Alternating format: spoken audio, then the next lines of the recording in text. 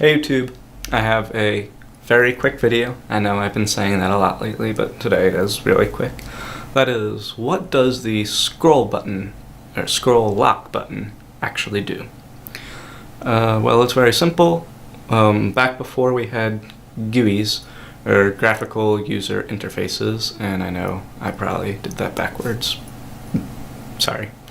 Back before GUIs, which if you don't know what a GUI is, I'll also make a video about that. It's the way that you interact with your computer.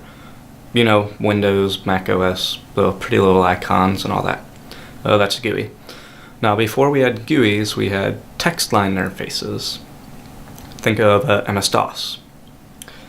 And what the scroll lock was used for was so that you would press it and then the arrow keys would be locked into scrolling up and down.